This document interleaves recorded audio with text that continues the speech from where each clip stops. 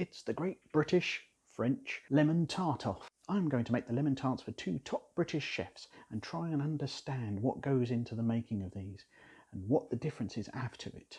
In one corner we have Heston Blumenthal, OBE. In this corner we have Pierre White. But which is better? Let's find out. This little experiment started when I got a copy of Pierre White's White Heat 25th Anniversary Edition. Whilst I like Pierre White, I've never really delved into him, but reading this book was absolutely fascinating. I suddenly got a blast of, wow, this must have really shook up the scene in 1990 when it was published. If we go back to 1990, UK food not got a great reputation. It's seen that you have to be French to be a good chef, and we're getting off the back of Nouvelle Cuisine, which is everything about very small, precise portions. The recipes in here come with a real searing honesty and a celebration of their key ingredient, and they're still pretty good today. A little pretentious, and not the way we would plate things in modern cookery books, but I still really enjoyed it, and so much so that I'd got this from the library. I immediately read it in an hour and bought my own copy. And one that caught my eye was a recipe for lemon tart. As Marco says, if I went to the La Gavroche, Michel Roux Jr.'s restaurant, I'd order lemon tart. It's one of my great favourites, a wonderful way of finishing a meal and a real chef's pudding. Any chef worthy of his name has a lemon tart on his menu. And I started to read it and I thought, this is interesting. He says his take on it is to brulee the top, to put sugar on the top and blowtorch or grill it. And I thought that was interesting. And then it put me in mind of, hang on, we've been here before. Heston Blumenthal at home also has a lemon tart recipe. I have made this, but maybe 10 years ago, and I remember it being fantastic. But they are slightly different. Different ratios for egg, butter, flour, cream, all that sort of stuff. A difference in whether they're using lemon zest and vanilla in different quantities. My guess is they've both started from the same base recipe and then done it their own way, because both Marco and Heston are both chefs known for doing things their own way. It's no surprise that they should have similarities in their recipes. Heston and Marco worked together many, many years ago. Heston went to Raymond Blanc's Le Mémoire 4 Saisons for about a week. Met Marco there and they became friends straight away. Whilst Heston moved on and started essentially working from home to train himself, Marco stayed at Le Manoir, and when he eventually opened Harvey's, Heston used Harvey's suppliers to essentially get the stuff for his own home recipes. When it came time to open Heston's first restaurant, the Fat Duck, Heston had very little restaurant experience, so he spent time at Pierre White's canteen just to familiarise himself with how the brigade would work together and how to actually run a kitchen. In fact, Marco claims to have invented the name the Fat Duck, though neither side seems absolutely sure, so I imagine it was the end of a very drunken night coming up with that name. Let's get on with the recipe, and let's start, of course, with the pastry. Here's Pierre White's pastry. A fairly standard dough recipe of flour, icing sugar and butter, which I'm going to work together. And now that's mixed in, we're going to add the zest of half a lemon, the seeds of half a vanilla pod, and an egg. And he quite specifically says, work it in with fingers. Marco doesn't give a lot of reason why you do things. Maybe he feels a machine beats it up.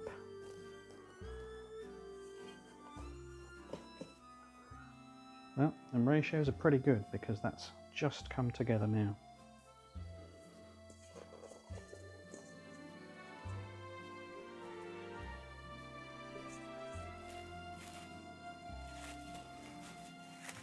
Just going to wrap it in cling film and pop it in the refrigerator. So Marco's pastry has had some time to rest, so now let's roll it out and get it in the tin. As you see in there, little flecks of lemon and vanilla. Small tin here I'm going to roll it into. I'm actually about half the quantity that the recipe recommends.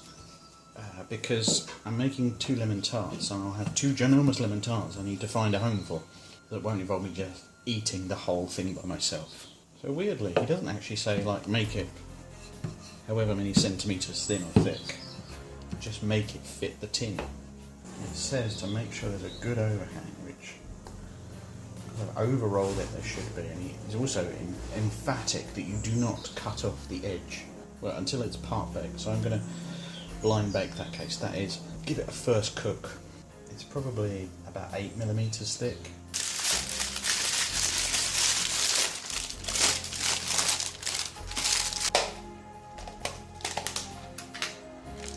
And those baking beans there, not using before, they're just going to weigh the paper down and weigh the pastry down so it stays flat and doesn't rise, because most pastry's inclination is to rise up and puff up, which is nice, but not what we're after. For a nice thin pastry base. And that's going to go in the oven for 10 minutes. So this has come out of the oven to trim now. It says at this point to remove the baking sheet, the baking paper, and the beans. And now to trim the overhang. I'm just going to go ahead and make Marco's filling, which is just eggs, sugar, and lemon zest just being whisked together. It's here where you start to notice the descriptions in the recipe and you're thinking, is it done yet? Because it just says whisk it in. Does it say whisk it in until it's light and frothy like you often get? Just combine? Well, I don't know. So I'm going to go ahead and just keep whisking this. Here's one of those differences, and the differences in the recipes really come from the fillings. Marco is saying to use icing sugar in his filling. Heston is going for caster sugar. You would hope, you would assume that icing sugar is going to bring about a lovely, smooth finish, clean, custardy finish, whereas granulated sugar, caster sugar, is going to be literally that, more granular in the mouth. Or does it all melt? We'll see. Okay, that's combined as it's going to get. So I'm just stirring in the lemon juice. And now we're going to fold in some cream. So yeah, we've got a bit of rise.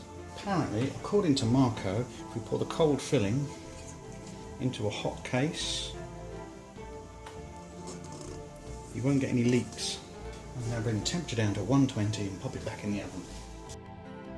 So it's come out now after nearly 40 minutes and I'm much happier with the wobble. Yes, there's some there, but I think by the time it cools, it's going to set completely.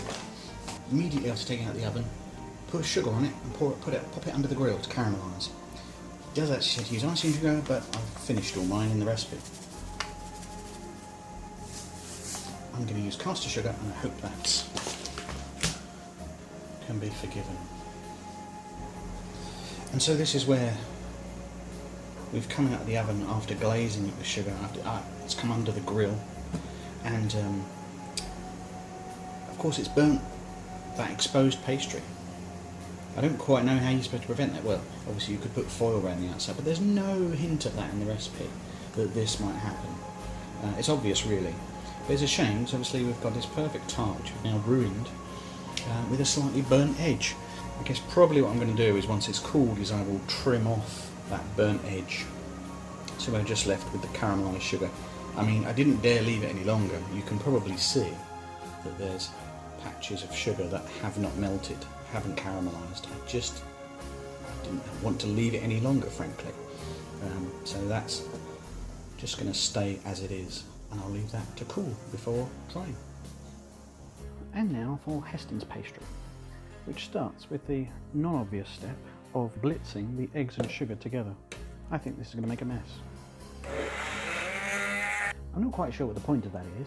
I'm guessing it puts lots of air into the egg mixture and eventually works its way into the pastry, but I don't know. Heston gonna Heston, I guess.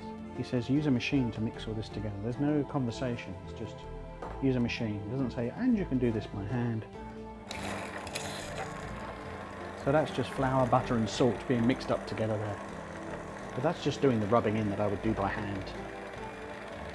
He's also insistent that you do it on a low speed. Hope you can still hear me. Now we're going to add in our eggs and sugar mix.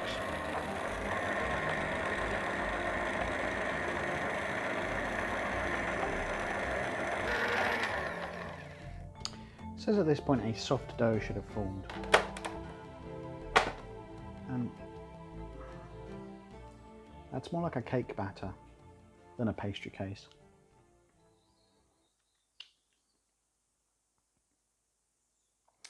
So I think I'm going to go slightly off recipe, and I'm just going to add another tablespoon of flour just to help bring it together. My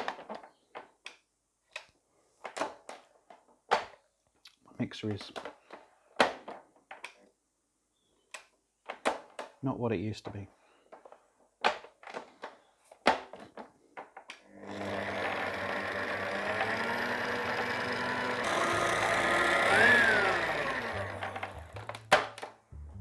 There we go.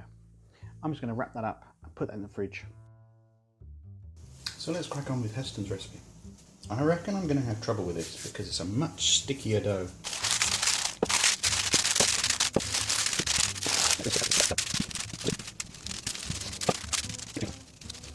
Unhelpfully, Heston now wants that in the freezer for 30 minutes. And just while we're between bakes, I just want to take a moment to shout out another channel I really like. Please go check out Bake Across Europe. She's making some wonderful recipes there, including a lemon tart and loads of other great things in there. I've tried a couple and they're all fantastic. Go show some love, please. Thanks. And meanwhile, Heston's has had 30 minutes. So, according to him, that means the paper won't stick. Not too bad. And just like Marco, we're going to do the blind bake method. He's also not the biggest fan of baking beans. He says you should use coins because coins have that flat shape, conduct heat, but in 2023 I don't have a lot of coins laying about. I'm not sure putting my contactless card in the base of this pan is a good idea. He also wants to blind bake this for 30 minutes, blind baking for 30 minutes. I mean, that's properly dry, crisp pastry, but let's see. So the Heston pastry has had 30 minutes and a further 10 minutes in the oven that have been allowed to cool down as per his instructions. So it's quite dark, it's come away at the corners, unfortunately. The baking beans didn't quite push in enough. The Marco pastry was exactly as I expected, whereas Heston's pastry is has a snap to it. Now a huge difference where we make his filling. It's all the same ingredients, mildly different quantities, but instead of just pouring it into an already hot tray, put it on a bain-marie, bring it up to temperature and then finish it in the oven. Is this better? I don't know. Let's find out. Got eggs, lemon juice, sugar, lemon zest, all in a pan here. And I'm just going to combine it with a spatula. No whisking. Marco's method was very much use a whisk. Heston says fold it using a spatula. So I think we're just going to combine this. I've also got to raise this until it's 62 degrees, so I'm going to use my thermopen to tell me when that's happened. If you've got a sugar thermometer, jam thermometer, that'll do exactly the same job. Just setting that over barely simmering water that's fresh out of the kettle. Okay, after about 5 or 6 minutes of sitting over this pan, it looks very different. Oh, and there we go, we've hit 62. Oh, hi, editing Gary here. It looks like we've lost a bit of footage. The lemony egg mixture comes up to temperature and then I pour it into the pastry case that's already been in the oven and stick that in for 120. So all you're missing is me pouring some stuff into a thing. Really exciting. Back to the video. So the Heston tart has now had about 20 odd minutes in the oven, and it now in the centre reads 70 degrees.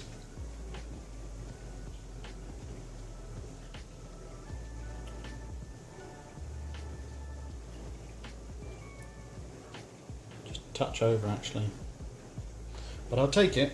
It has a mill pond like wobble to it. You know, if I was baking this by hand, by eye, and by touch, I'd go, needs 5 more minutes. But Heston says 70 degrees in the middle? 70 degrees in the middle it is. And now I'm just going to leave that to cool before the finishing touch. So Marco finished off his lemon tart with a layer of sugar and popping it under the grill like a proper namby-pamby way, instead of using a blowtorch. You're going to get a proper creme brulee topping out of this. I'm also going to cover up the parts where I poked the thermometer in.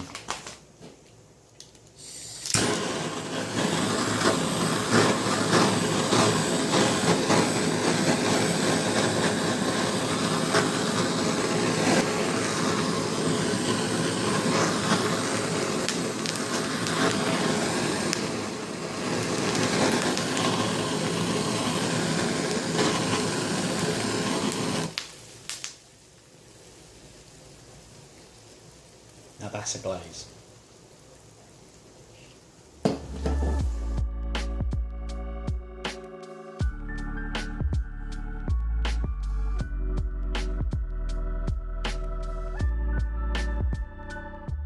So both lemon tarts have now had their cooking time, their cooling time. I've scorched the top to make sure we've got that lovely crispy exterior. Now it's time to taste. First up, Marco Pierre White's lemon tart. It has a very defined shape. It's very, very firm. In fact, it looks more like an egg custard tart, a British delicacy, which probably derives from some French dish. Let's have a look. Nice pastry, good lemony taste.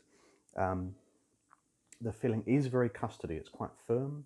It's quite thick in the mouth, but still really tasty, really interesting.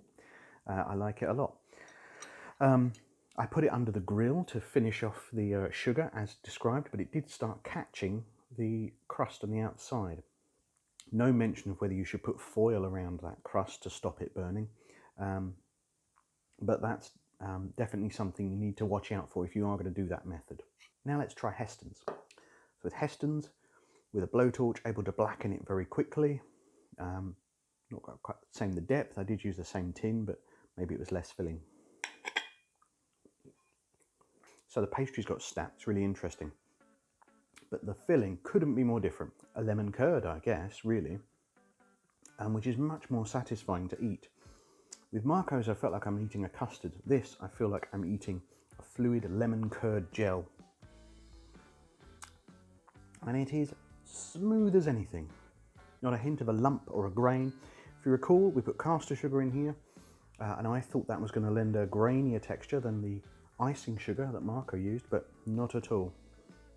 The combination of methods of starting it in a bain-marie, so a very gentle heating, then putting it in the oven to finish the rest of it, and then pulling it out when the temperature is correct, gives you that level of precision that Heston is famous for, and is not just for sciencey nerds' sake, actually has a point, and that's to make sure you get exactly the result you're after, and you can repeat it time after time, which is why he did it. He put it on the menu at the Fat Duck, and he found it hard to say to his chefs, cook it to this point. Whereas if he said, to cook it until it hits a certain temperature, then you could repeat it every single time. The taste isn't miles and miles apart, but I do prefer the Heston one. This, I suppose, oozy, unctuous texture is really delicious, and somehow has allowed a little bit more zing. Now, his method of doing the pastry frankly wasn't worth it.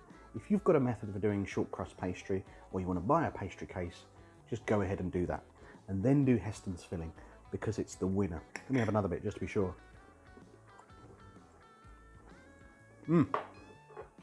Terrific. Whereas Marco's, put it in the oven for 25 minutes, then take it out, and then put it under the grill. It's just carrying on cooking the whole time. And therefore, maybe this isn't the way Marco would actually cook it, but if he was standing over my shoulder, he could have given me better advice. He wasn't. Yeah, I mean, it's really good, but a little bit stodgy and a little bit less zing. I think when you order a lemon tart, you want that punch, that real pow of lemon flavour. So, Heston wins this race. Really, really interesting. If you want to see more Marco recipes, click here for a fondant potato recipe I did. And if you want to see more Heston, here's an egg and bacon ice cream that's really interesting. More eggs, more custards, you'll love it. I'd grateful if you could hit like and subscribe. Thanks again.